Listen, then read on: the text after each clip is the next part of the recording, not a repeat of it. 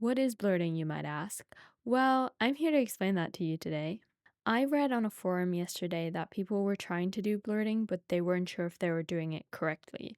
And so I thought I would make a video about it.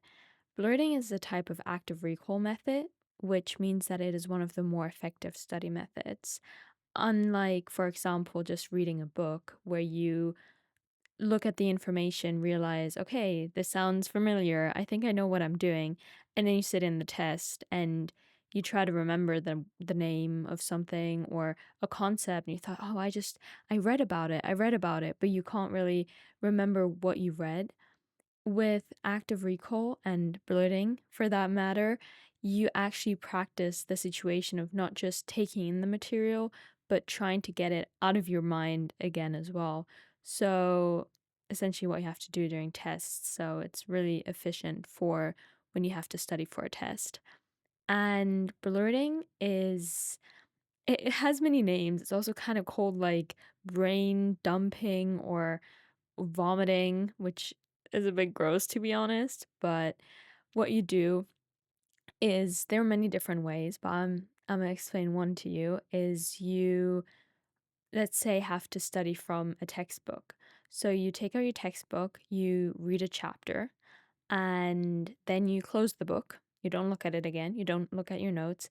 You just get a blank sheet of paper and you write down everything you remember from what you just read. So just no structure. That's why it's also called brain dumping or blurting. You blurt everything out of your brain and just see what stuck. And then you have a paper that's written. Maybe it's just one word if you only remember one thing, but it's probably going to be a bit more. And then you go back over it and you try to not you try to, you'll be able you can open the book again, and then you can fill in what you missed. So, you can, for example, take a different colored pen and write all the things you missed. So then you have a complete overview on one sheet. It's, "Okay, this is what I remembered, this is what I was missing." And you already know, "Okay, this is what I might have struggled with."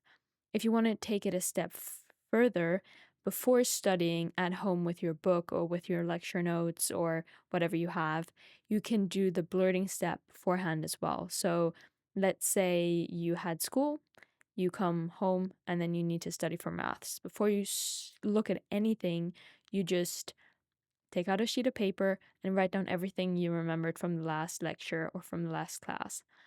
And then you can already see, okay, this concept that stuck with me. I know what I'm doing apparently. Whereas you think, oh, now that I see it, I remember that the teacher said it. But if the teacher had questioned you right afterwards, you would not have been able to remember it. Whereas it might have happened that you would have opened the book, read it, and then been like, oh, yeah, this sounds familiar, but it didn't actually stick in your mind. And that, in a nutshell, is the bloating method, the blurting method, sorry.